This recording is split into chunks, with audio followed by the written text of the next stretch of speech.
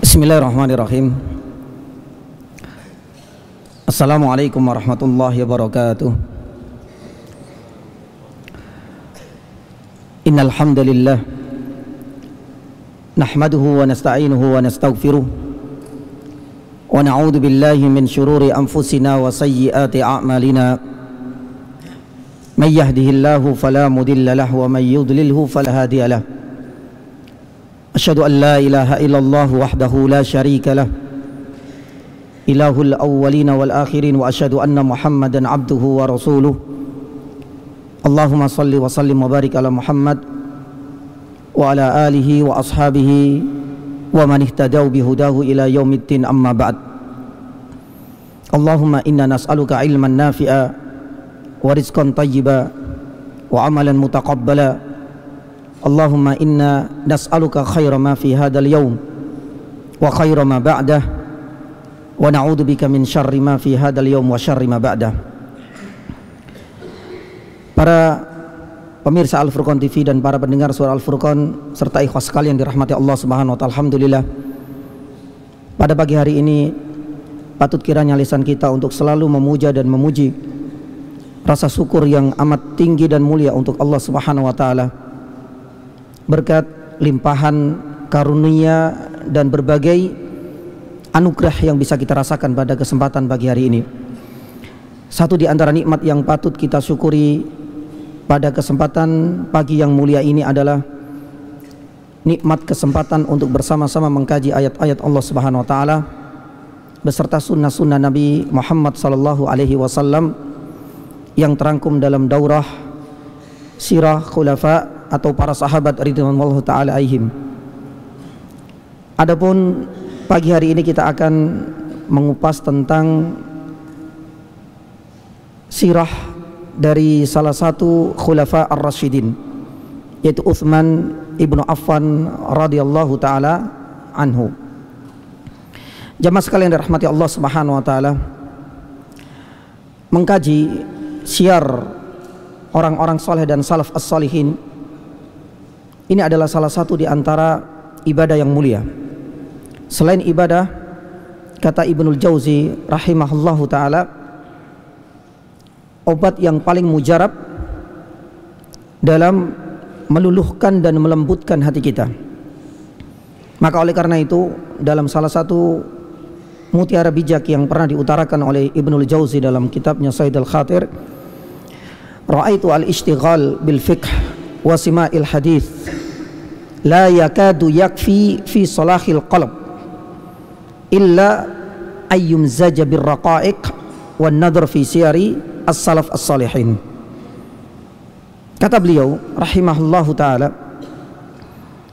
aku memandang bahwasanya dengan kita menyibukkan diri membaca kitab-kitab fikih maupun kitab-kitab hadis berkaitan dengan fikih hadisnya, hadisul ahkamnya, kata Ibnu Jauzi rahimahullahu ta'ala, ini belum cukup untuk bisa meluluhkan dan melembutkan serta melunakkan hati, kecuali bila mana disiplin ilmu yang telah kita dalami tersebut kita barengi dengan belajar tentang raqaiq.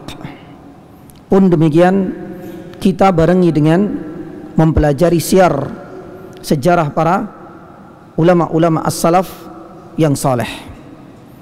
Maka oleh karena itu, jamaah yang dirahmati Allah Subhanahu wa taala, dengan adanya daurah tentang siar as-sahabah ridwanullahi taala alaihim ini, mudah-mudahan bagian dari kontribusi ma'had secara umum dan sebagai bentuk kewajiban kita untuk menelusuri dan menapak tilasi kisah perjuangan, pengorbanan serta dedikasi yang tinggi dari para ulama-ulama, yakni salaf yang telah banyak berkorban untuk kita semua.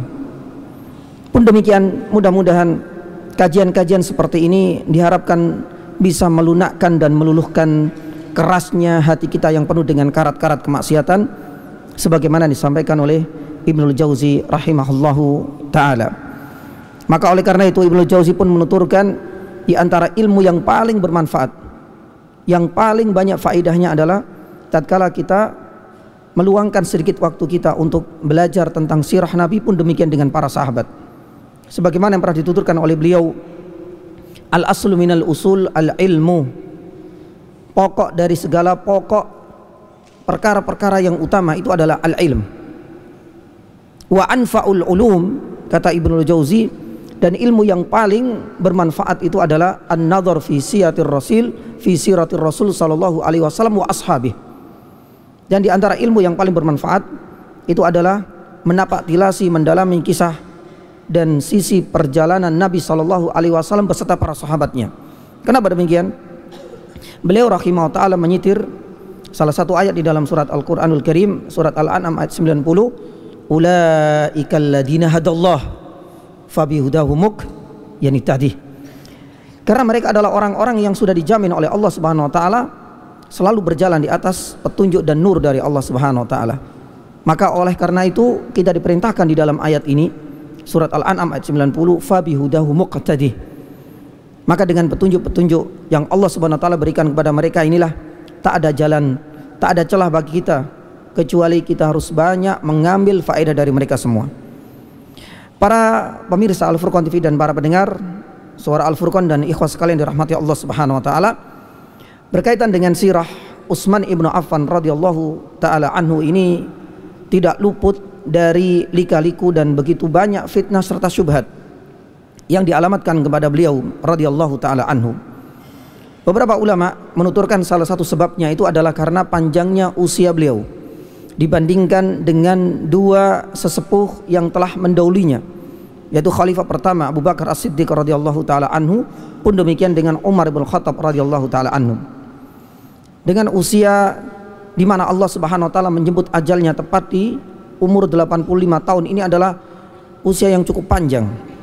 Belum lagi Utsman ibn Affan radhiyallahu taala anhu ini banyak dihujat karena pintu pertama fitnah yang terjadi pasca wafatnya Nabi sallallahu alaihi wasallam itu adalah dengan meninggalnya Umar bin Khattab, dan itu akan selalu dan terus yang berlanjut, terutama di masanya Khalifah Utsman ibnu Affan radhiyallahu taala yani anhu. Bahkan fitnah ini enggak akan terus berhenti, akan terus ada sepanjang masa di semua tempat. Makanya kalau kita belajar tentang ulumul Quran, terutama pembahasan tentang jam'ul Quran, kodifikasi Al-Quran atau jam'ul Quran ini tidak luput dari syubhat-syubhat yang selalu dikemas begitu api setiap masa, setiap waktu. Salah satu di antara sahabat yang paling kena getahnya dalam syubhat ini adalah Utsman ibnu Affan radhiyallahu taala anhu. Maka oleh karena itu dalam waktu 1 jam ke depan insyaallah taala, kalau tidak ada udzur, kita akan sampaikan sirah Utsman ibnu Affan radhiyallahu taala anhu ini kita bagi menjadi 3 yakni segmen. Ya, yang pertama berkaitan dengan biografi tentang yakni beliau, mulai dari nasab dan kelahirannya hingga wafatnya beliau. Kemudian yang kedua, tidak luput kita akan menyebutkan beberapa keutamaan dan kelebihan serta keistimewaan dari Utsman ibn Affan radhiyallahu taala anhu. Kemudian yang ketiga kita akan sampaikan pula beberapa syubhat-syubhat yang dialamatkan kepada beliau dan bagaimana bantahannya. Adapun yang pertama, jamaah dirahmati Allah Subhanahu wa taala, berkaitan dengan biografi singkat ya. Karena sebenarnya ada beberapa rujukan dan referensi tentang sirah dari Utsman ibnu Affan radhiyallahu taala anhu. Allah taala alam yani bisawab. Yang saya tahu diantaranya adalah As-Sirah Al-Utsmaniyah yang dikarang oleh salah satu yakni pakar, yakni ahli sejarah dari Kuwait, dan itu sampai 300 halaman.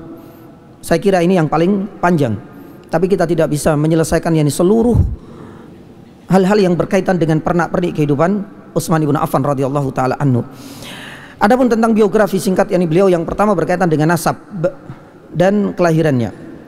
Ya, nasab dan kelahirannya. Utsman ibnu Affan ini memiliki nama lengkapnya Utsman ibnu Affan, ini ibnu Abil As, ibnu Umayyah, ibnu Abdi Syams, ibnu Abdi Manaf. Lah di sini nanti kita akan sampaikan Al-Qurashi Al-Umawi. Jadi Utsman ibnu Affan, ibnu Abil As, ibnu Umayyah, ya, ibnu Abdi Syams, ibnu Abdi Manaf, Al-Qurashi Al-Umawi.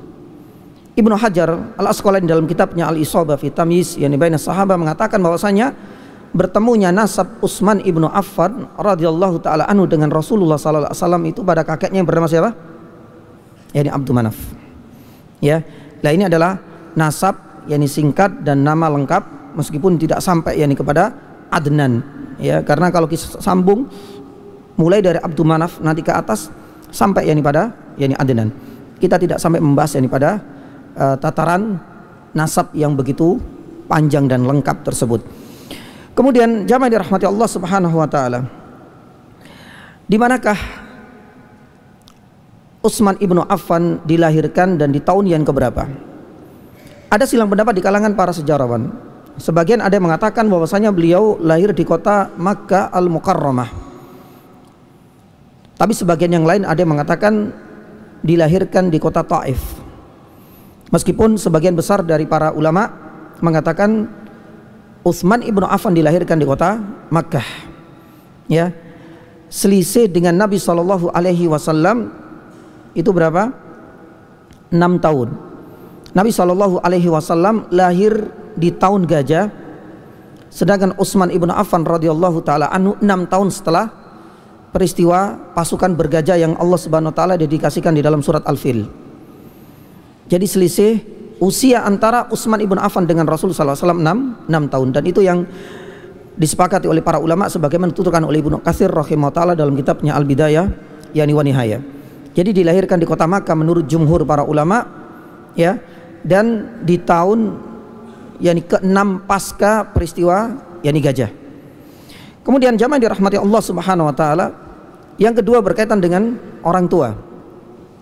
Orang tua dari Utsman ibnu Affan radhiyallahu taala yani anhu. Kita akan membahas sedikit tentang orang tua dari Utsman ibnu Affan. Ayahnya bernama Affan, ya, meninggal di masa jahiliyah. Makanya kalau kita lihat berbeda tatkala kita mendapati atau mendengarkan Abdullah ibnu Umar, kita akan at-taraddi yani bihi wa bi abihi radhiyallahu taala anhuma. Tapi Utsman ibnu Affan radhiyallahu taala anhu al anhuma yani anhu, karena ayahnya sendiri Affan itu meninggal di masa jahiliyah dalam kondisi kafir.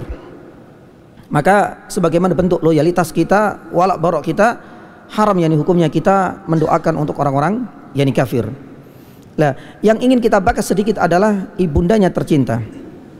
Ibunda dari Utsman ibnu Affan radhiyallahu taala anhu ini bernama Arwa ibnu Quraisy. Bukan Quraisy. Ada yang mengatakan Kariz, ada yang mengatakan Quraiz bil kaf. Ya. Arwa ibnu Quraiz. Ini adalah nama ibunda dari Utsman ibnu Affan radhiyallahu taala yani anhu.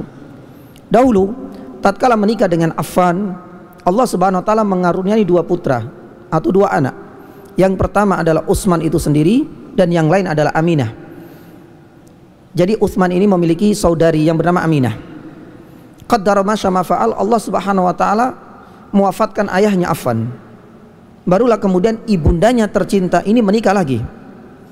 Ya, dengan salah satu orang yang mungkin barangkali kita kenal, dan beliau termasuk dedengkot kafir yani Quraisy yang banyak menentang dakwah Rasul sallallahu alaihi wasallam. Beliau bernama yani Uqbah yani ibnu Abi yani Mu'aid.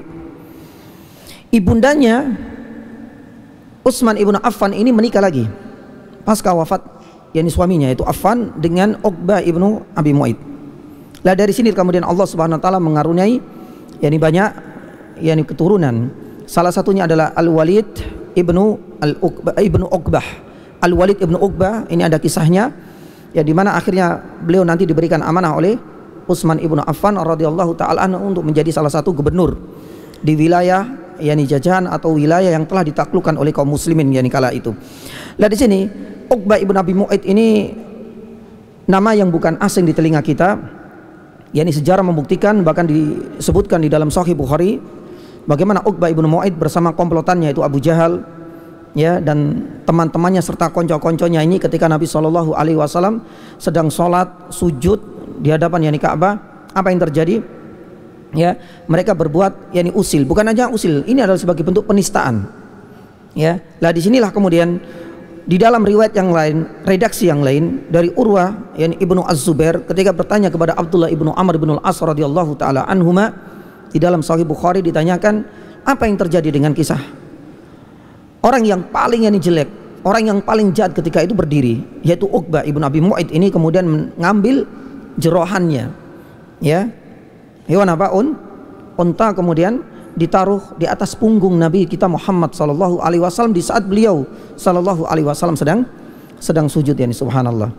Kisah ini termasuk kisah yang sahih disebutkan oleh Imam Bukhari yani dalam sahihnya. Bahkan tidak hanya berhenti pada yani batasan itu. Uqbah ibn Abi Mu'ayt ini juga pernah berbuat nista kepada Nabi kita Muhammad sallallahu alaihi wasallam. Ketika itu Abdullah ibnu Amr ibn al-As radhiyallahu taala anhu menceritakan, aku pernah mendapati Nabi sallallahu alaihi wasallam itu dari belakang itu dicekik yani dengan pakaian sejenis yani sarungnya atau mungkin barangkali selendang oleh Abdullah ibnu Mu'ayt. Lama sekali Nabi sallallahu alaihi wasallam dicekik yani dengan kain tersebut, hingga datang sahabat yang mulia yaitu Abu Bakar As-Siddiq radhiyallahu taala anhu dengan yani retorika yang bagus. Ngapain kau ingin membunuh Muhammad? Padahal Muhammad yani juga sama-sama mendakwakan Allah Subhanahu wa taala sebagai yani Rabb. Ya, akhirnya dia merasa malu, maka dilepaslah yani jeratan yang ada di leher Nabi kita Muhammad yani sallallahu alaihi wasallam. Dan ini adalah Uqbah yani Ibnu Mu'ayt. Ya, disebutkan dalam Sahih Bukhari yani pula bagaimana Abdullah ibnu Mas'ud radhiyallahu taala anhu mendapati seluruh orang-orang yang ketika itu berkomplot, berkumpul di hadapan Ka'bah guna untuk menistakan Nabi sallallahu alaihi wasallam dengan meletakkan yani jerohannya hewan unta di atas punggung Nabi sallallahu alaihi wasallam. Apa kata Ibnu Mas'ud? Semuanya meregang nyawa. Semua bangkai-bangkainya itu dilemparkan di yani sumur yani Badar, dalam perang Badar. Karena kala itu Nabi sallallahu alaihi wasallam berdoa kepada Allah Subhanahu wa taala, ya Allah, binasakanlah Abu Jahal, binasakanlah semua nama-nama yang ada ketika itu kumpul ya lagi menista Nabi sallallahu alaihi wasallam, disebut oleh Nabi sallallahu alaihi wasallam. Sedari awal orang-orang kafir Quraisy merasa khawatir, merasa deg-degan. Satu, karena Nabi kita Muhammad sallallahu alaihi wasallam adalah orang yang jujur. Yang kedua, Nabi Muhammad sallallahu alaihi wasallam itu adalah seorang nabi. Yang ketiga, doa ini dibacakan di hadapan Ka'bah. Jadi mustajab yani sekali. Dan disitulah prediksi dari Abdullah ibnu Mas'ud yani benar-benar nyata. Dalam perang Badar semua nama yang disebut oleh Nabi sallallahu alaihi wasallam dalam doa keburukan kepada orang-orang kafir tersebut benar-benar diijabai dan dikabulkan oleh Allah yani azza wa jalla. Jamaah dirahmati Allah Subhanahu wa taala, ini tentang Uqbah ibn Abi Mu'ayt. Sedangkan ibundanya tercinta apakah mati dalam kondisi kafir sebagaimana Affan? Yani tidak. Arwa ibnu Quraiz ini akhirnya kemudian masuk Islam pasca hijrahnya Nabi SAW ke kota Madinah. Jadi ibundanya ini akhirnya hijrah juga ke kota Madinah dan tinggal di sana sampai di kekhilafahannya Utsman ibnu Affan. Baru kemudian Allah Subhanahu wa taala menjemput yakni ajal ibunda Utsman ibnu Affan radhiyallahu taala yakni anhu. Kita cukupkan sampai di sini. Adapun yang berikutnya, jamaah rahmati Allah Subhanahu wa taala, ini berkaitan dengan proses masuk Islamnya Utsman ibnu Affan radhiyallahu taala anhu. Para ulama banyak yang menyebutkan bahwasanya Utsman ibnu Affan ini masuk Islam beberapa saat. Ada mengatakan beberapa tahun pasca Nabi SAW resmi menyandang sebagai seorang nabi atau seorang utusan. Tapi tidak disebutkan secara pasti ya di tahun yang ini berapa. Tapi kalau dikira-kirakan ya ini bisa kita ya ini pastikan secara usia. Kalaulah Nabi SAW resmi menjadi utusan di usia 40 tahun, berarti dikurangi 6 tahun. Karena selisih antara Utsman dengan Nabi berapa tahun tadi? 6 tahun. Kisaran usia 34 tahun ketika Nabi SAW resmi menyandang sebagai status sebagai seorang yakni Rasul. Utsman ibnu Affan radhiyallahu taala anhu akhirnya mendapatkan yakni hidayah dari Allah Subhanahu wa taala. Masuk Islamnya Utsman ini tidak bisa dilepaskan dari peran besar Abu Bakar As-Siddiq radhiyallahu taala anhu. Ya. Karena apa? Abu Bakar As-Siddiq ini adalah generasi pertama dan kader pertama yang dididik oleh Nabi Shallallahu Alaihi Wasallam. Ya, dianggap sebagai kader militan pertama. Selain Abu Bakar As-Siddiq, selain yang juga Khadijah, selain juga Waraqah, selain yang juga siapa? Yani Zaid. Ya, kemudian diantaranya adalah Bilal. Maka ada generasi-generasi selanjutnya. Di antara generasi yang kedua itu adalah Utsman ibnu Affan radhiyallahu taala anhu, karena Allah Subhanahu wa taala membuka pintu hatinya untuk masuk Islam atas peran besar dari Abu Bakar As-Siddiq radhiyallahu taala anhu.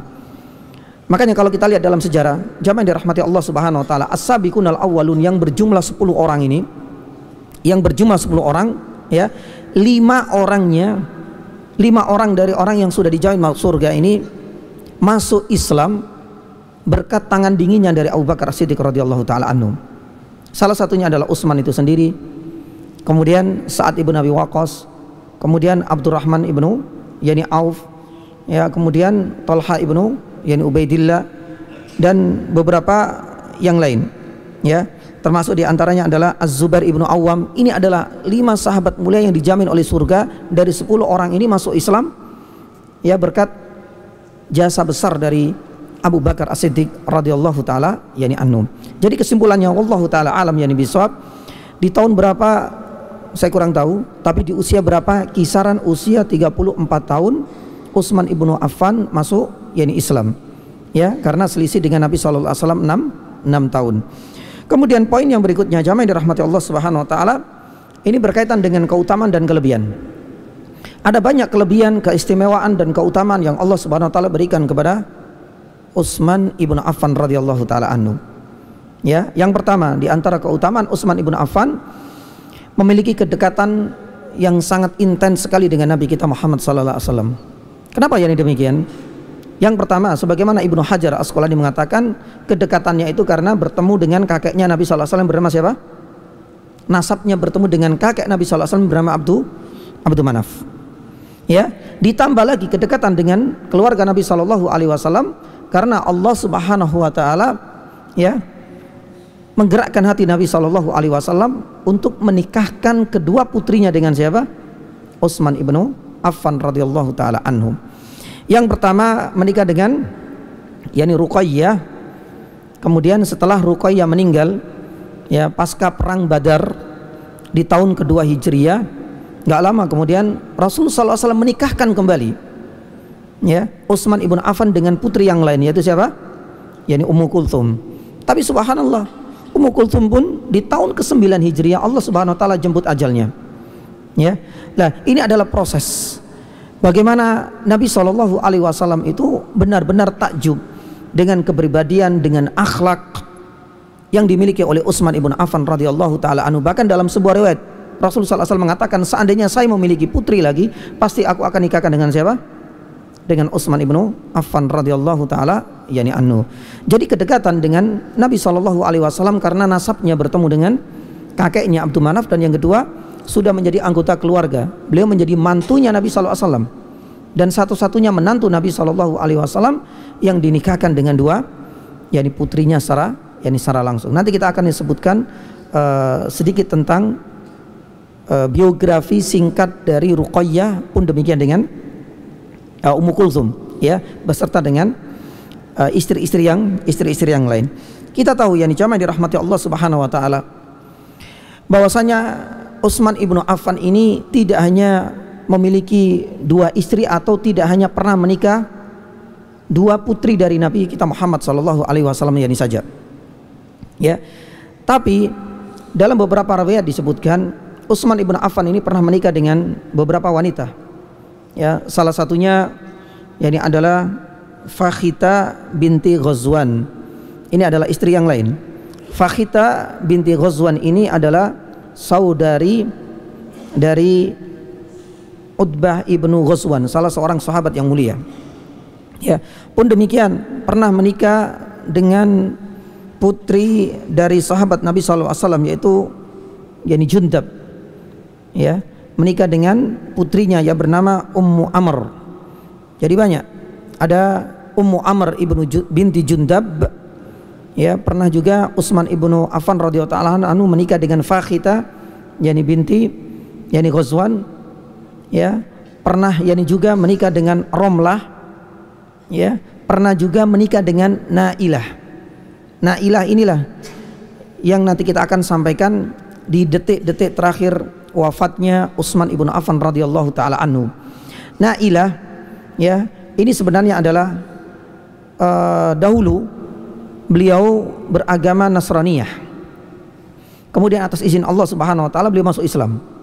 Dan Nailah inilah di dalam sebuah riwayat yang membersamai Utsman ibnu Affan sebelum para orang-orang yakni Khawarij masuk ke dalam istana, ke rumah Utsman ibnu Affan, yakni hingga menebas yakni lehernya yang sebelumnya tangan Utsman ibnu Affan juga tertebas, dan tangan serta jari jemari dari Nailah yang membersamai Utsman ibnu Affan itu juga tidak luput dari tebasan orang-orang yakni Khawarij.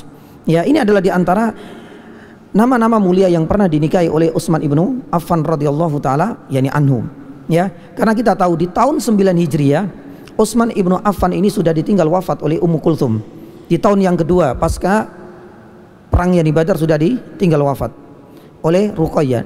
Kemudian nikah lagi dengan Ummu Kulthum di tahun 9 Hijriah, ditinggal wafat yakni juga oleh Ummu Kulthum. Maka pasca meninggalnya dua putri mulia dari Nabi kita Muhammad sallallahu alaihi wasallam, banyak sebenarnya wanita-wanita yang pernah dinikahi oleh Utsman ibnu Affan. Ya, ada Ummu yani Amr yani tadi, ada Romlah, kemudian yani ada Fakhita, dan ada kalanya ya, yang terakhir tadi yani Nailah.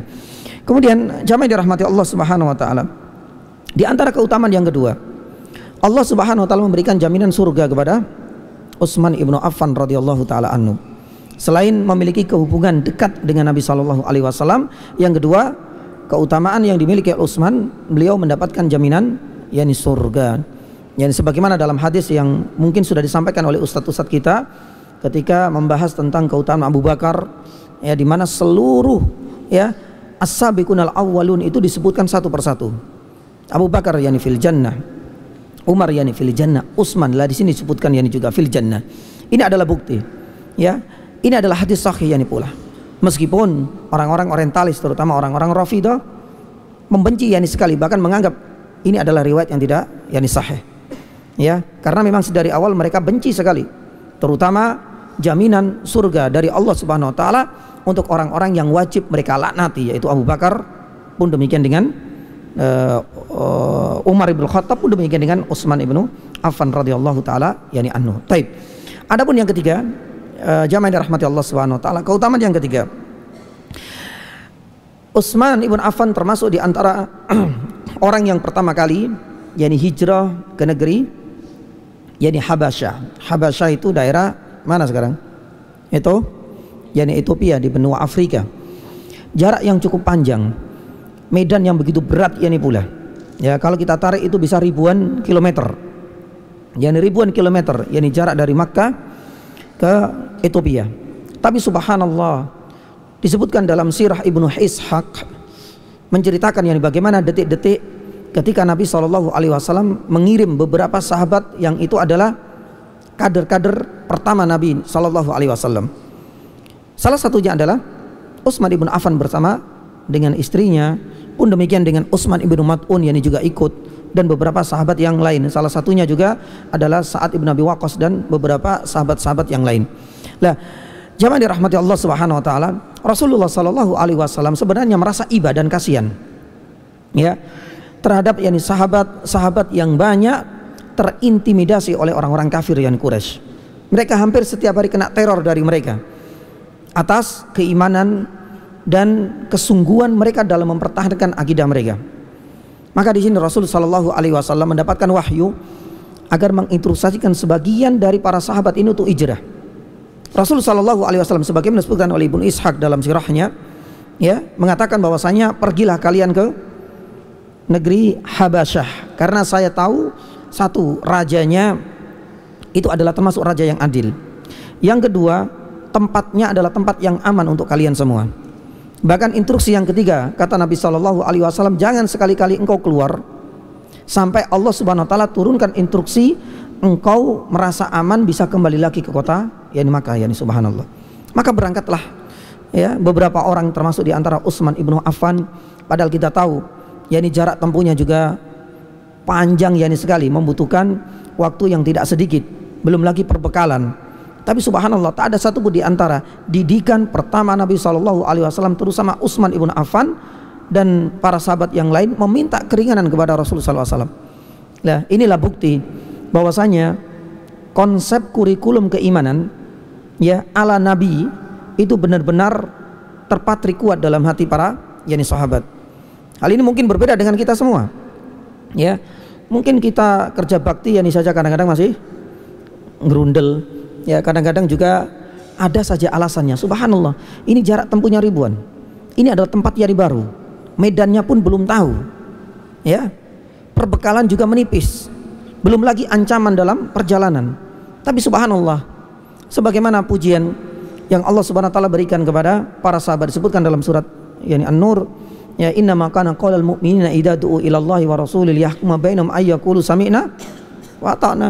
Pun pujian untuk generasi-generasi para sahabat di dalam surat Al-Ahzab, wa ma kana lil mu'minin wa la mu'minatin idza qadallahu rasuluhu amran ay yakuna lahumul yani khiyaratu min amrihim, yani subhanallah. Taib, jamaah yang dirahmati Allah Subhanahu wa taala, ini adalah satu keunggulan, satu kenikmatan dan satu kelebihan yang tidak diberikan kepada para sahabat yang lain. Utsman ibnu Affan pernah merasakan tempat yang jauh yang sebelumnya tidak terbersit dalam benaknya akan ia singgahi. Kemudian kelebihan yang berikutnya, yang keberapa? Yang keempat. Ya. Yang keempat, beliau mendapatkan mandat untuk menjadi khalifah yang keberapa? Yang ketiga. Untuk menjadi khalifah yang ketiga. Jamaah dirahmati Allah Subhanahu wa taala, kita tidak akan membahas tentang yakni proses karena sudah tahu bahwasanya sudah ada ijma. Pasca wafatnya Umar bin Khattab radhiyallahu taala anhu yang ditusuk ya oleh Abu Lulu al-Majusi, lah di sini para sahabat berkumpul. Ya, intisarinya dari perkumpulan inilah Utsman ibnu Affan yang berhak untuk menggantikan posisi kekhalifahan dan menjadi khalifah yang ketiga setelah Abu Bakar dan Umar radhiyallahu taala anhuma. Yang saya bahas di sini adalah tentang perbedaan di kalangan sebagian para sahabat atau para ulama. Lebih afdol manakah? Utsman ataukah yakni Ali? Kalau Abu Bakar dengan Umar ibn Khattab radhiyallahu taala anhuma ini sudah selesai. Ijma sudah mengatakan demikian. Bahkan disebutkan dalam yakni dalam Sahih yang di Bukhari, ketika Muhammad ibn Al-Hanafiyah, salah satu dari keturunan Ali bin Abi Thalib radhiyallahu taala anhu, pernah bertanya kepada Ali, ya, kepada Ali bin Abi Thalib radhiyallahu taala anhu, siapakah manusia yang paling terbaik? Sudah ijma mengatakan bahwasanya Abu Bakar yang pertama, kemudian setelahnya adalah yakni Umar. Yang jadi masalah sekarang itu adalah Utsman ibn Affan dengan yakni Ali. Ternyata di kalangan para ulama ada silang pendapat mengenai hal ini. Disebutkan oleh Ibnu Taimiyah rahimahullah taala dalam Majmu' Fatawanya, sebagian ulama dari Kufah itu lebih condong bahwasanya Ali bin Abi Thalib itu lebih unggul. Ali bin Abi Thalib itu lebih utama. Bahkan ini adalah pendapatnya Sufyan Ats-Tsauri. Tapi dalam riwayat yang lain disebutkan bahwasanya Sufyan Ats-Tsauri ini akhirnya tarojuk. Ya, tarojuk itu artinya apa? Tarojuk an qaulihi. Ya, dahulu beliau punya pendapat, ya, bahwasanya Ali bin Abi Thalib itu lebih afdol, lebih mulia daripada Ali bin Abi Thalib. Jadi secara keutamaan beliau punya urutan. Abu Bakar, kemudian Umar, kemudian Ali, kemudian yakni Utsman. Tapi dalam beberapa disebutkan bahwasanya Sufyan Ats-Tsauri ini akhirnya tarojuk, mencabut yakni ucapannya yang dahulu.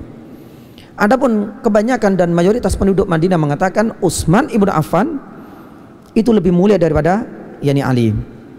Hal ini didasarkan oleh banyak yakni riwayat. Yang disebutkan yakni dalam keutamaan tentang Utsman ibnu Affan radhiyallahu taala anhu dalam Sunan Al-Baihaqi, pun demikian At-Tabrani dalam Al-Kabir. Ya, bahkan Syekh Albani rahimahullah taala dalam kitabnya beberapa juga mensahihkan tentang keutamaan dari Utsman ibn Affan. Salah satunya adalah hadis sahih ketika Rasul sallallahu alaihi wasallam berada di atas apa? Gunung Uhud. Lah sini Rasul sallallahu alaihi wasallam merasakan getaran begitu hebat dari gunung Uhud. Akhirnya Rasul SAW mengatakan bahwasanya tenanglah wahai gunung.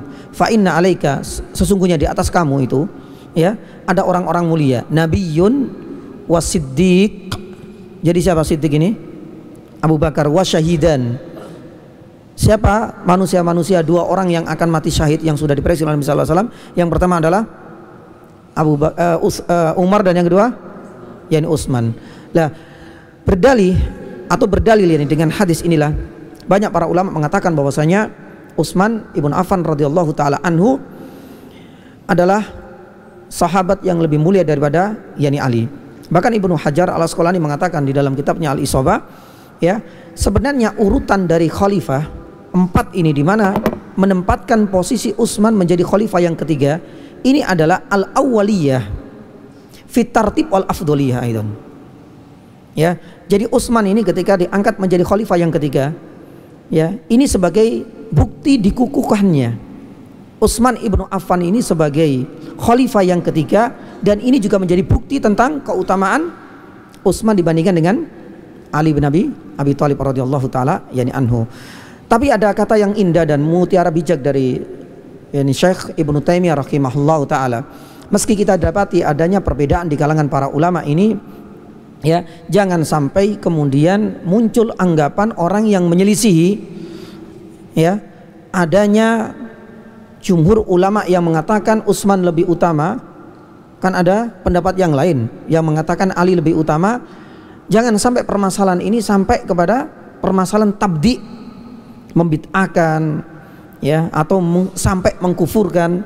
Kata Ibnu Taimiyah rahimahullah taala, kalau seandainya permasalahan ini berimbas pada ingkar kekhilafahannya, mengingkari kekhilafan Utsman, maka hal ini tidak mengapa. Tapi kalau seandainya tidak sampai mengingkari, maka perbedaan ini adalah sesuatu yang wajar di kalangan para ulama. Kita harus mengambil banyak udzur dari silang pendapat di kalangan para orang-orang soleh sebelum kita. Allah taala alam ya bisawab. Baik. Kemudian yang berikutnya, jamaah yang dirahmati Allah Subhanahu wa taala. Di antara keutamaan yang dimiliki oleh Utsman ibnu Affan ini adalah secara fisiknya dan secara akhlaknya. Ya, disebutkan dalam banyak riwayat. Salah satunya adalah Ibnu Katsir rahimahullah taala dalam kitabnya Bidayah wa Nihayah.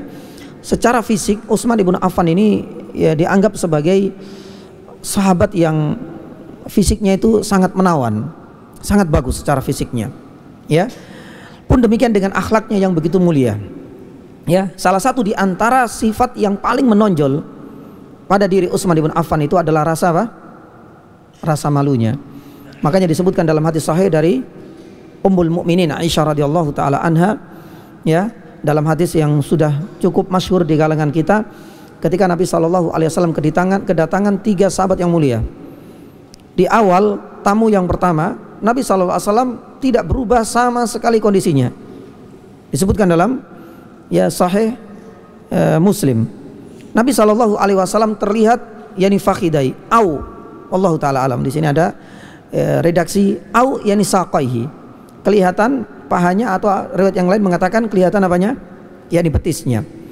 Ketika datang sahabat yang pertama yaitu Abu Bakar As-Siddiq radhiyallahu taala anhu, Rasul sallallahu alaihi wasallam tidak beranjak sama sekali. Artinya tidak berubah kondisi seperti itu. Ya, tersingkap yani betisnya atau sedikit yani pahanya di sini.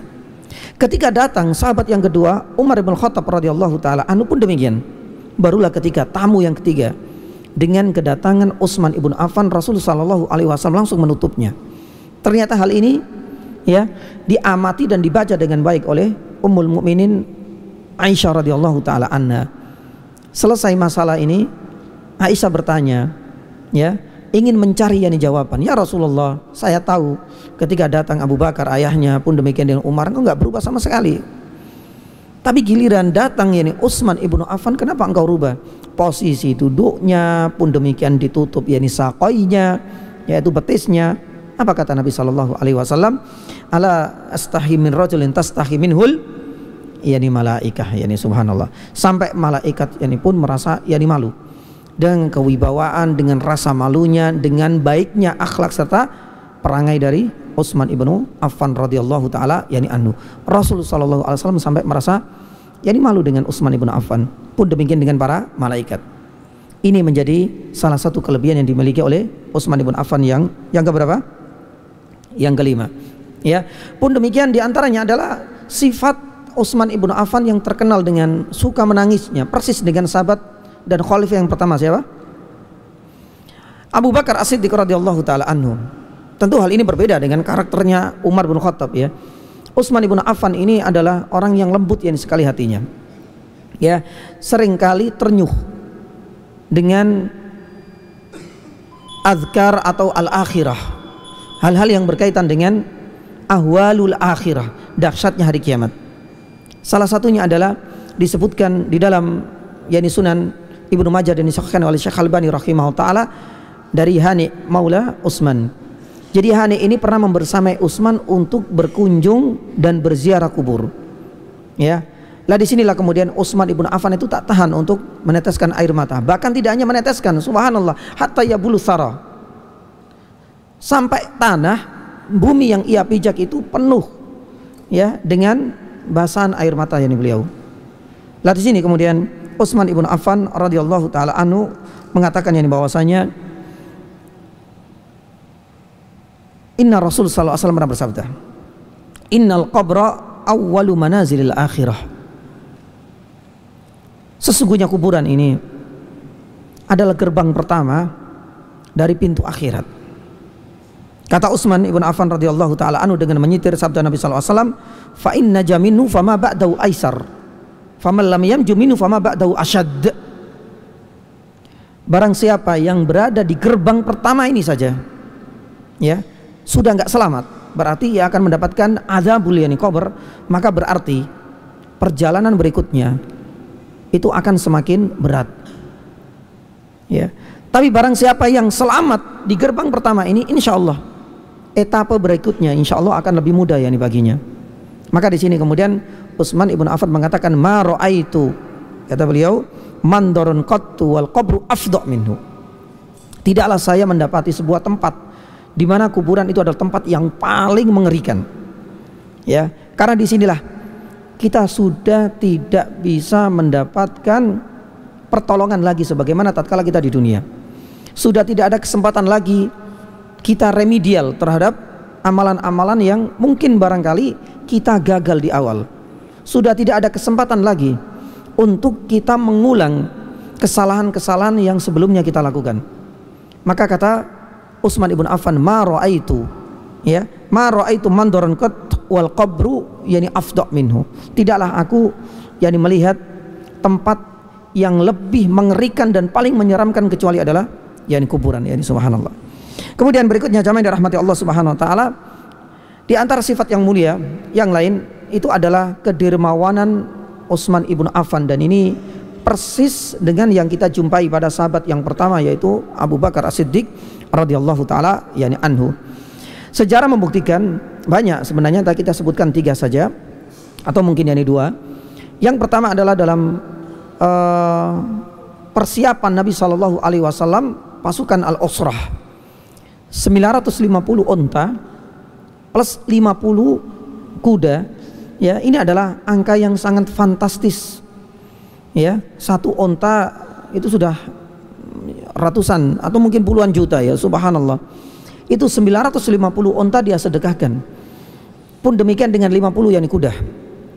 Ya, untuk membersamai pasukan usrah yang dipersiapkan oleh Nabi kita Muhammad yani sallallahu alaihi wasallam. Sampai Nabi sallallahu alaihi wasallam melayangkan pujian setinggi langit untuk Utsman ibn Affan. Madhar, kata Rasul sallallahu alaihi wasallam, madhar Utsmana yani ma amila ba'dal yaum. Sudah, tidaklah membahayakan bagi Utsman ibn Affan apapun yang dia lakukan sesudah hari ini, karena sesungguhnya dia telah diampuni oleh Allah Subhanahu wa taala.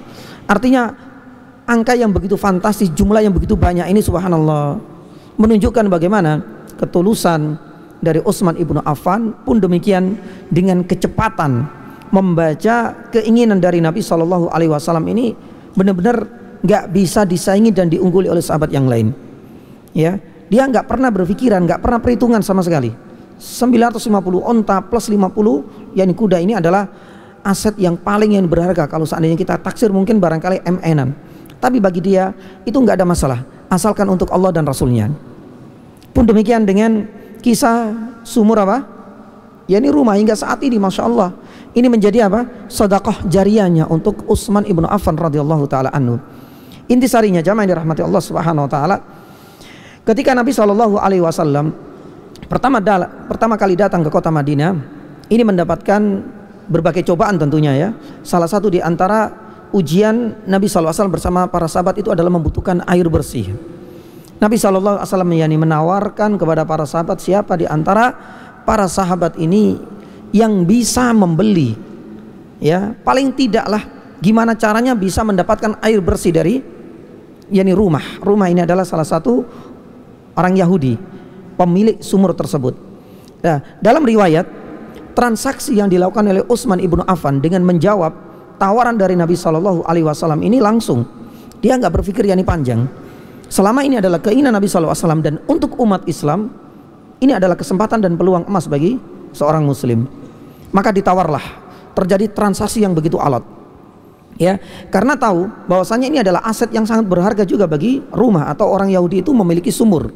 Karena dengan mengambil air tersebut, dengan datangnya orang-orang yang baru hijrah dari kota Makkah ini akan bisa menumpuk pundi-pundi keuntungan. Akhirnya Utsman ibnu Affan mencoba untuk melobi, ya.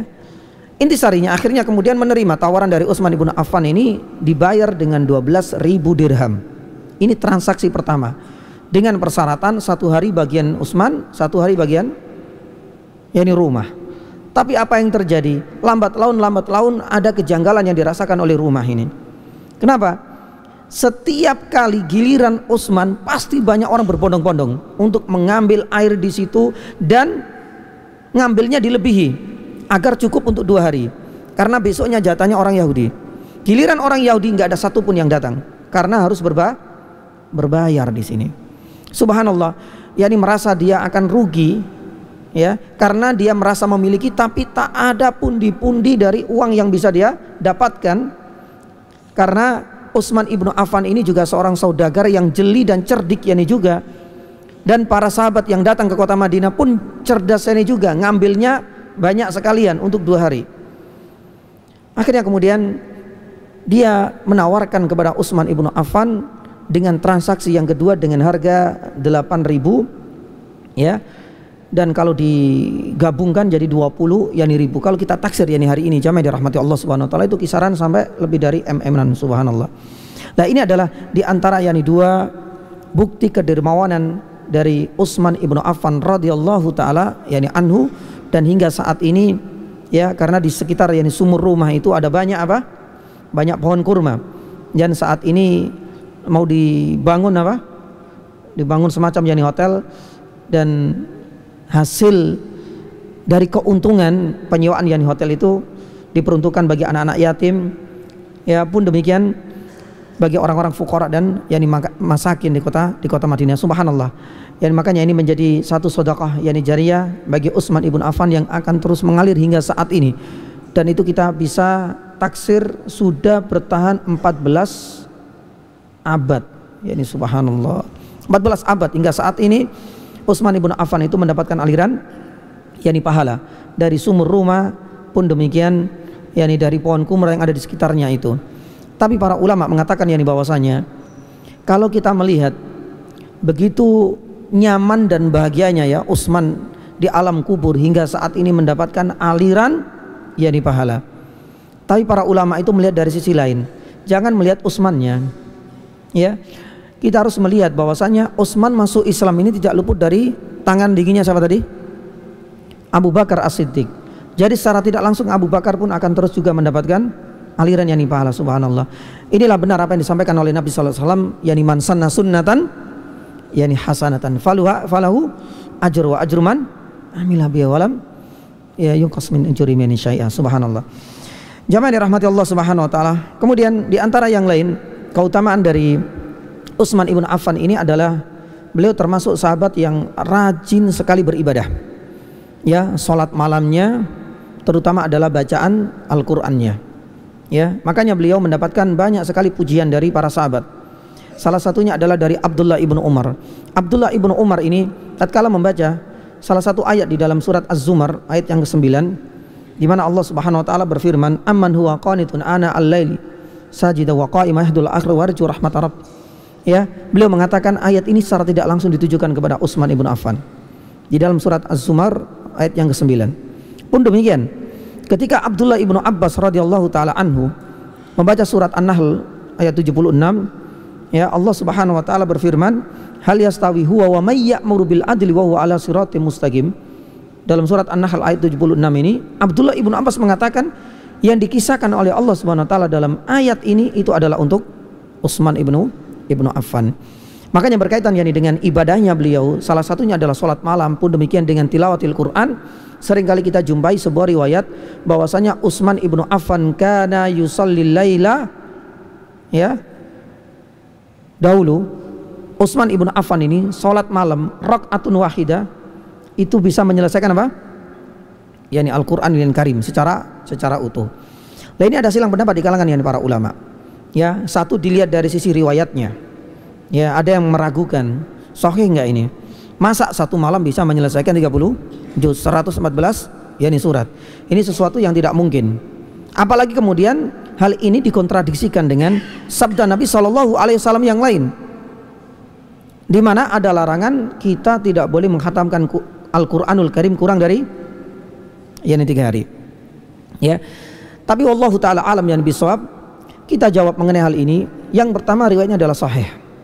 Ya, disebutkan dalam beberapa riwayat. Nanti bisa dilihat salah satunya ya pengakuan dari Sa'id ibnu Yazid. Ya, di mana Syekh Albani dalam kitabnya Salat At-Tarawih itu menyebutkan kisah tentang ini. Ya, bahwasanya Utsman ibnu Affan yani kana yakhtimul Qur'an yan fi lailatin wahidin bi rak'atin wahidah. Ya, dan disahkan oleh Syekh yani Albani rahimahullah taala. Bahkan Syekh Muhammad bin Shalih Al-Utsaimin dalam salah satu fatwanya ketika ditanya tentang riwayat ini, beliau mengatakan bahwasanya qad tsabat, ya, riwayat tentang Utsman ibnu Affan yang membaca dalam satu rakaat di salat malamnya 114 surat, kata Syekh Utsaimin rahimahullah taala qad tsabat, riwayatnya juga sah, yani sabit dan yani sahih. Ya, adapun berkaitan dengan kurangnya di sini, Allah taala alam yani bisawab, Ibnu Rajab Al-Hambali dalam kitabnya Lataif Al-Ma'arif mengatakan bahwasanya dalam kondisi-kondisi tertentu hal ini diperbolehkan, terutama adalah dalam mawasimil khair, misalkan dalam Ramadan diperbolehkan untuk memperbanyak. Makanya banyak sekali kita jumpai Imam Syafi'i, ya pun demikian dengan ulama-ulama yang lain itu menghatam Al-Quran dalam kurang dari yani 3 hari. Belum pun demikian dengan mawasimul khair adalah ketika apa? Salat malam, ya. Apalagi kalau seandainya dengan catatan kita membacanya tidak sampai lahan. Makanya ada bacaan, kan ada marotib kan, ada tahqiq, ada tadwir, terus ada menggunakan tartil, meskipun ada semuanya juga tartil. Yang terakhir apa?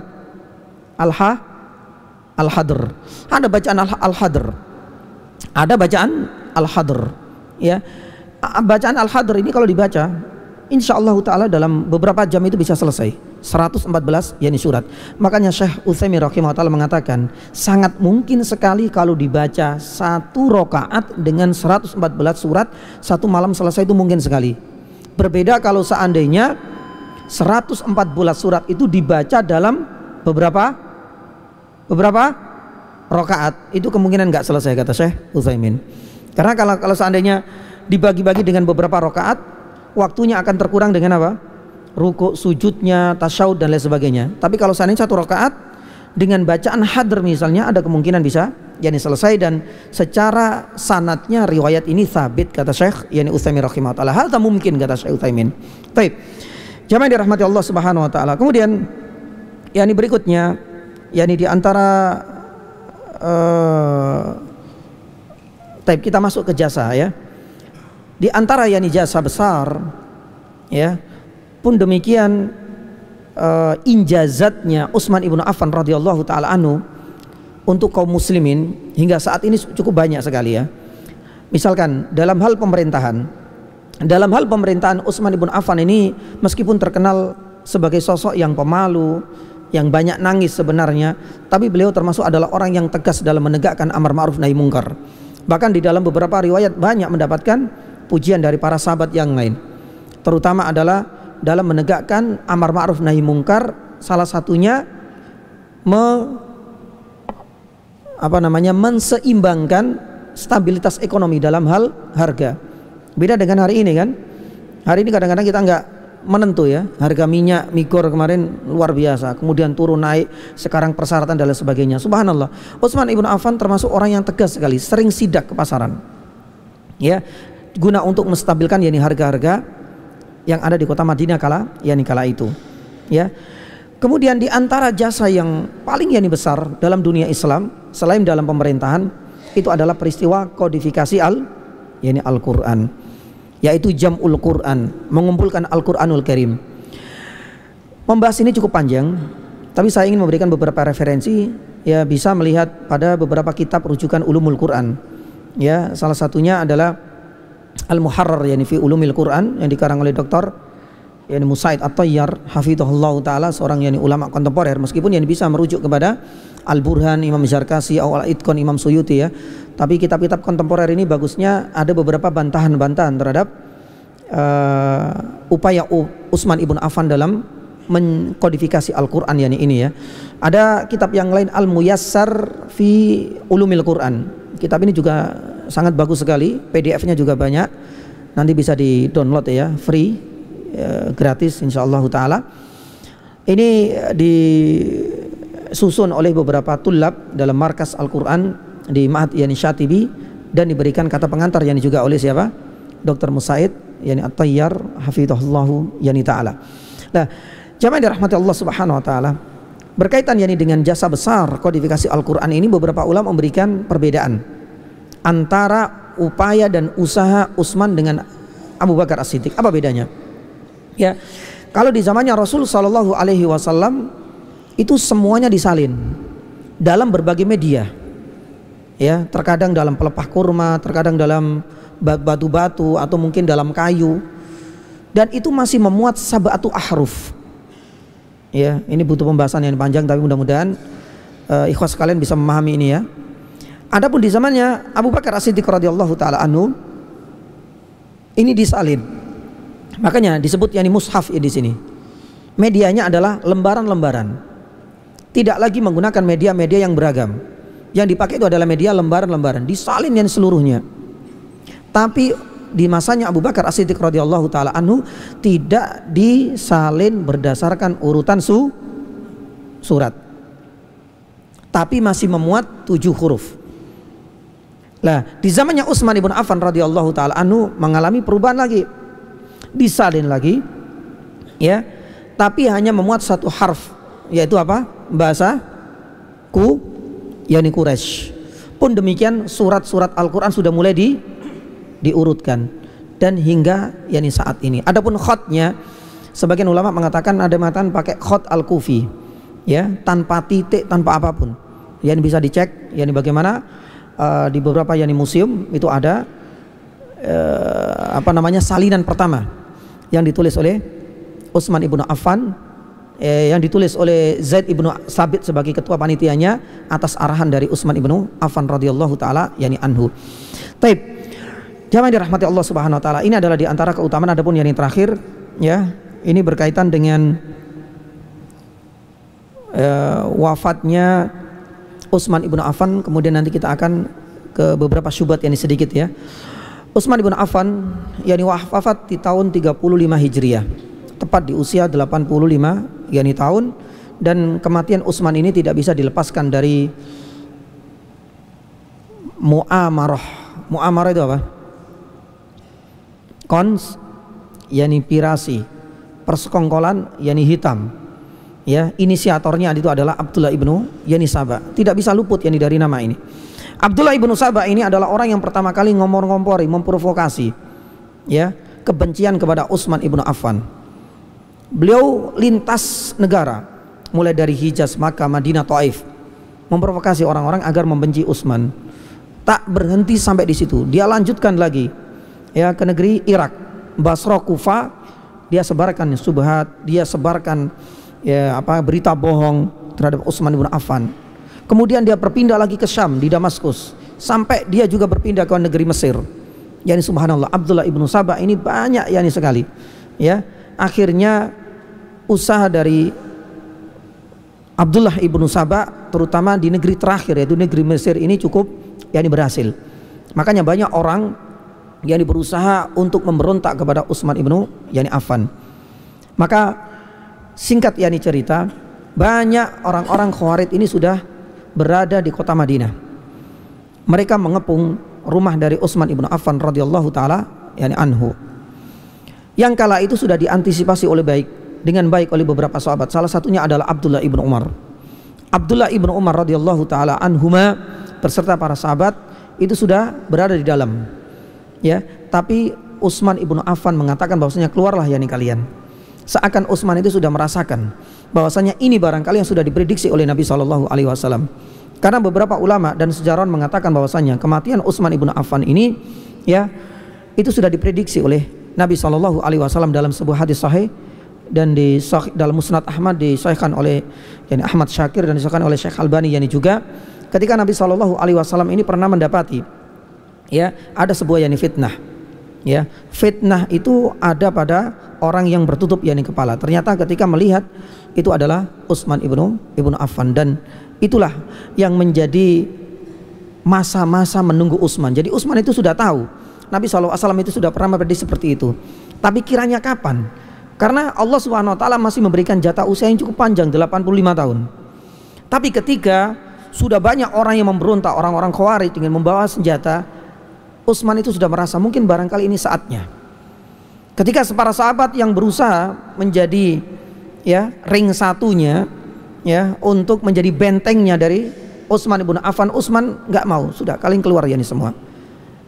Jangan sampai engkau semakin memperparah kondisi. Akhirnya Abdullah ibnu Umar dan beberapa sahabatnya akhirnya keluar dari rumah, barulah mereka merangsek di dalam. Makanya jamaah yang dirahmati Allah Subhanahu wa taala, banyak sekali syubhat yang dialamatkan oleh orang-orang yang benci kepada Utsman ibnu Affan radhiyallahu taala anhu, dan di saat itulah Utsman ibnu Affan meregang nyawa. Dalam riwayat disebutkan Utsman ibnu Affan ini dicela, dihina, dibully karena dianggap Utsman ibnu Affan ini membuat aturan-aturan baru yang tidak digariskan oleh Allah Subhanahu wa taala. Salah satunya itu adalah membuat batasan-batasan hewan onta di situ. Tapi subhanallah, jamaah dirahmati Allah Subhanahu wa taala, akhirnya Utsman dipaksa untuk membaca surat Yunus. Di surat Yunus inilah Allah Subhanahu wa taala berfirman, dan Utsman ibnu Affan akhirnya mengatakan bahwasanya apa yang saya lakukan ini adalah bagian dari perpanjangan tugas dan amanah dari Umar bin Khattab radhiyallahu taala anhu. Jadi onta-onta yang sudah disiapkan memang ini adalah bagian dari harta zakat, ini diberikan batasan, dan ini tidak bisa diterima oleh orang-orang Khawarij. Dan ini yang kemudian menjadikan orang-orang Khawarij marah dan memberontak kepada Utsman ibnu Affan, merasa bahwasanya jawaban dari Utsman ini kurang sreg, tidak bisa diterima 100%. Akhirnya Utsman ibnu Affan ini tebas, ditahan oleh Utsman dengan tangannya, jari jemarinya sebelah kanannya ini hilang. Sampai Utsman ibnu Affan mengatakan bahwasanya wallahi innaha la awwalu kaffin khattat al-mufassal. Ingatlah kalian semua, kalian ini telah memutus tangan-tangan jari jemariku ini yang sebelah kanan ini, yang engkau potong ini adalah telapak tangan pertama kali yang menulis al-mufassal. Karena Utsman ini juga termasuk di antara orang yang diberikan amanah oleh Nabi SAW untuk mencatat wahyu. Al-mufassal, kata para ulama ulumul Quran, itu dimulai dari surat Qaf sampai surat An-Nas. Ada yang mengatakan surat Al-Hujurat sampai surat An-Nas.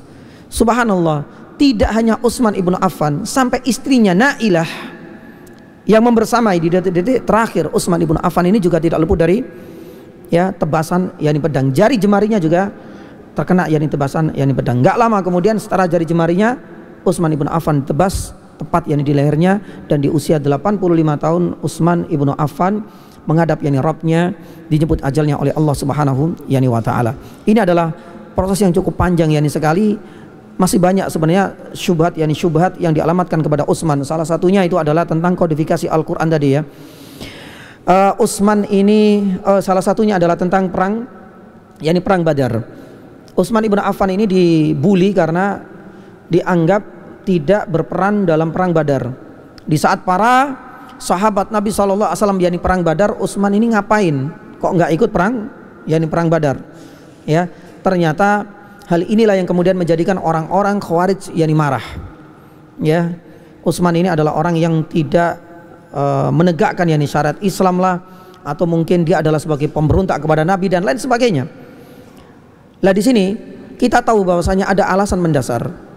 Karena Utsman ibnu Affan ini memang diperintahkan Nabi SAW untuk merawat putrinya atau istrinya kan, yang dipersunting oleh Utsman, yaitu Ruqayyah yang kala itu sedang sakit yakni keras. Bahkan yakni subhanallah, jamaah yang dirahmati Allah, para sejarawan Ibnu Ishaq misalnya atau Urwah, ya, pun demikian dengan sejarawan Imam Az-Zuhri misalnya, memasukkan Utsman ibnu Affan ini di antara Ahlul Badr, meskipun tidak pernah terjun yakni langsung.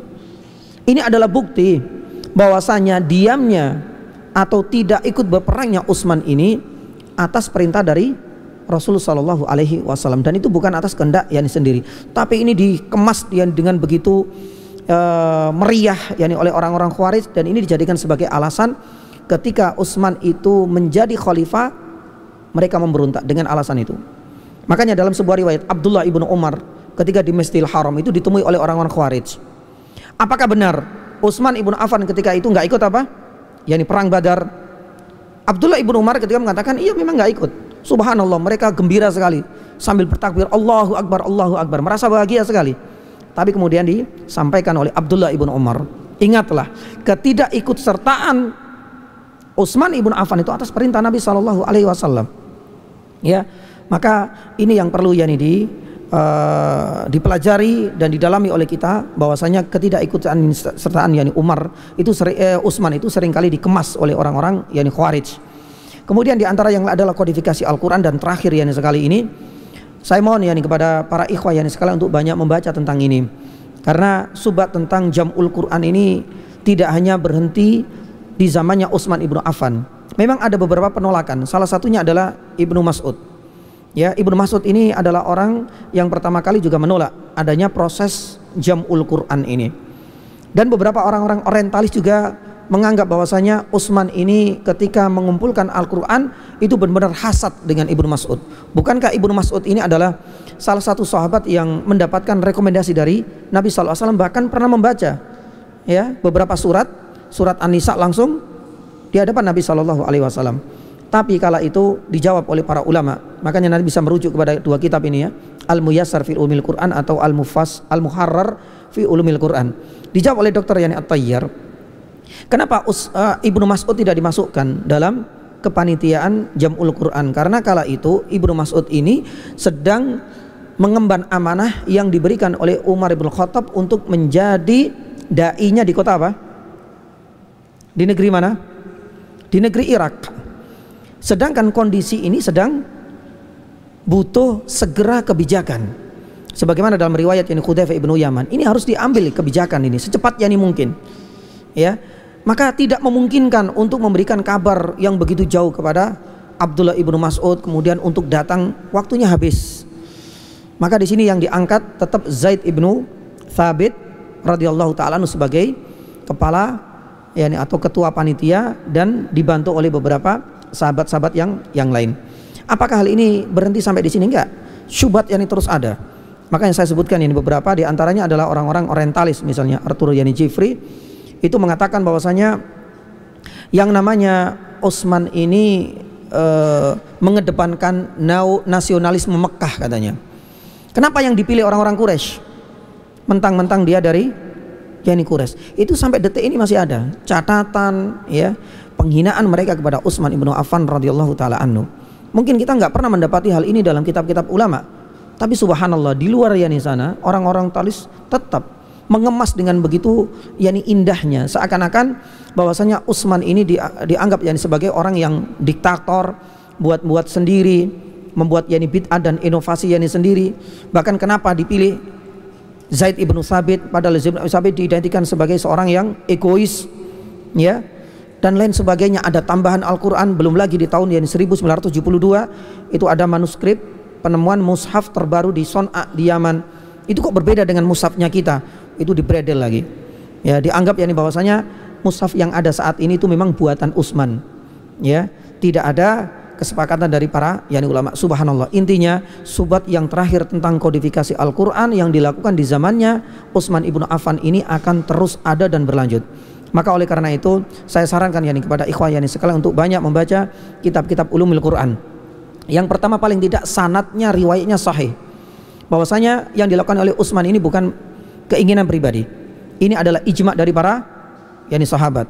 Dan tentang dipilihnya Zaid ibnu Thabit itu kenapa bukan Abdul ibn Mas'ud sudah kita terangkan, tidak memungkinkan. Sekarang ini harus dibuat kebijakan secepat mungkin. Kemudian yang ketiga, para sahabat senior yang ada di kota Madinah pun dilibatkan agar mereka tahu bahwasanya ini bukan kehendak pribadi dari Utsman ibnu Affan radhiyallahu taala anhu.